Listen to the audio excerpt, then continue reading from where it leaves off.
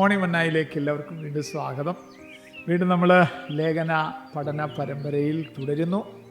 എഫേസ്യ ലേഖനം 1-ാമത്തെ അധ്യായം അതിൻ്റെ 15 മുതലുള്ള പൗലോസിൻ്റെ ഈ എഫേസ്യ ലേഖനത്തിലൊരു പ്രാർത്ഥനയാണ് നമ്മൾ ചിന്തിക്കാനായിട്ട് പോകുന്നത്. പൗലോസിൻ്റെ പ്രാർത്ഥനയും നമ്മുടെ പ്രാർത്ഥനയും തമ്മിൽ അന്തരം മനസ്സിലാക്കണമെന്നുണ്ടെങ്കിൽ ഈ പ്രാർത്ഥന വിശദമായിട്ടൊന്ന് പഠിച്ചാൽ മതി. നമ്മുടെയൊക്കെ പ്രാർത്ഥന പലപ്പോഴും ഭൗതികമായ കാര്യങ്ങളിൽ അധിഷ്ഠിതമാണ്. ഭൗതിക നേട്ടങ്ങൾക്ക് വേണ്ടിയുള്ള നമ്മുടെ പ്രാർത്ഥനകൾ നമുക്ക് ഭയങ്കരമായിട്ട് ആവേശം കൊള്ളിക്കും. പക്ഷേ ഒരു യഥാർത്ഥ ആത്മീകൻ ഒരിക്കലും ഭൗതിക കാര്യങ്ങൾക്കോ ഭൗതിക നേട്ടങ്ങൾക്കോ അല്ല പ്രാർത്ഥിക്കുന്നത്.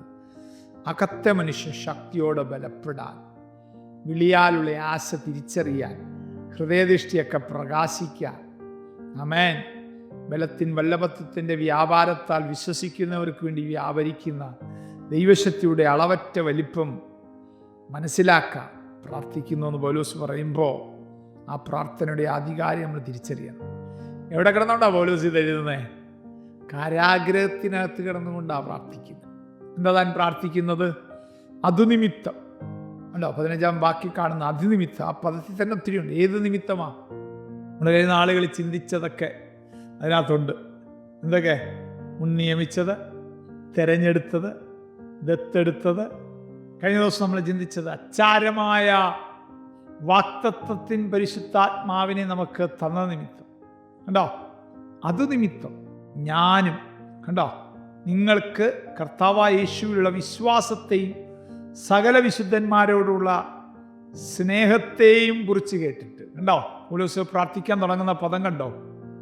അതു നിമിത്തം ഞാനും നിങ്ങൾക്ക് കർത്താവായ യേശുവിലുള്ള വിശ്വാസത്തെയും സകല വിശുദ്ധന്മാരോടുമുള്ള സ്നേഹത്തെയും കുറിച്ച് കേട്ടു. അപ്പം എന്തൊക്കെ വേണം നമുക്ക്?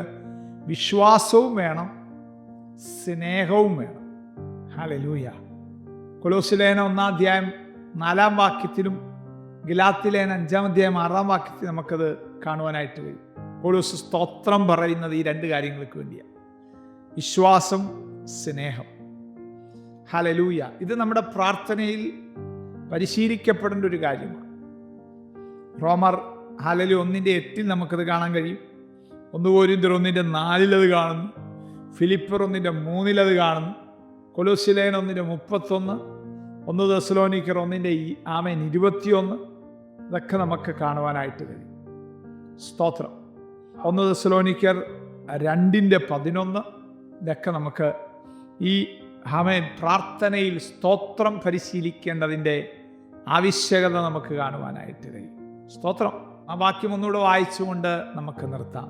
അത് നിമിത്തം ഞാനും നിങ്ങൾക്ക് കർത്താവായ യേശുവിലുള്ള വിശ്വാസത്തെയും സകല വിശുദ്ധന്മാരോടുമുള്ള സ്നേഹത്തെയും കുറിച്ച് കേട്ടിട്ട് നിങ്ങൾക്ക് വേണ്ടി ഇടവിടാതെ സ്തോത്രം ചെയ്തു. പറ്റുമോ?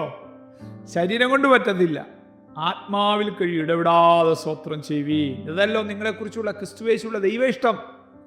ഇടവിടാതെ സ്തോത്രം ചെയ്യാൻ കർത്താവ് നമ്മളെ സഹായിക്കട്ടെ. പ്രാർത്ഥനയിൽ നിങ്ങളെ ഓർത്ത് നമ്മൾ പ്രാർത്ഥന മറ്റുള്ളവർ ഓർക്കണം. നമ്മുടെ പ്രാർത്ഥനയിൽ ഓർക്കണം. ഇടവിടാതെ സ്തോത്രം ചെയ്ത് പ്രാർത്ഥിപ്പാൻ ദൈവം നമുക്ക് ഇനിയും കരുത്ത് നൽകട്ടെ. കണ്ണടയ്ക്കാൻ പ്രാർത്ഥിക്കാം. സ്വർഗീയ പിതാവേ, ഇടപെട്ട വളരെ അനുഗ്രഹീതമായ ദൈവിക ചിന്തയ്ക്കായിട്ട് സ്തോത്രം. ഈ ചിന്തകൾ കേട്ടുകൊണ്ടിരിക്കുന്നവർക്ക് സ്തോത്രം ചെയ്ത് പ്രാർത്ഥിക്കാൻ സ്നേഹവും വിശ്വാസവും വർദ്ധിപ്പിച്ചു കൊടുക്കണമേ. കൃപ പകരണമേ. യേശുവിൻ നാമത്തിൽ തന്നെ. ആമേൻ. God bless you. ദൈവം നമ്മെ അനുഗ്രഹിക്കട്ടെ. Praise the Lord. മോർണിംഗ് മന്ന സന്ദേശം ശ്രവിച്ചുകൊണ്ടിരുന്ന എല്ലാ ദൈവമക്കൾക്കും സ്നേഹവന്ദനം. പാസ്റ്റർ ബിനു വട്ടപ്പാറ. ഈ ദൈവവചന സന്ദേശങ്ങൾ തുടർമാനമായി ലഭിക്കുന്നതിനായി 9745600023 എന്ന വാട്സാപ്പ് നമ്പറിൽ ബന്ധപ്പെടാവുന്നതാണ്. നമ്പർ ഒരു പ്രാവശ്യം കൂടി ആവർത്തിക്കുന്നു: 97 45 60 00 23.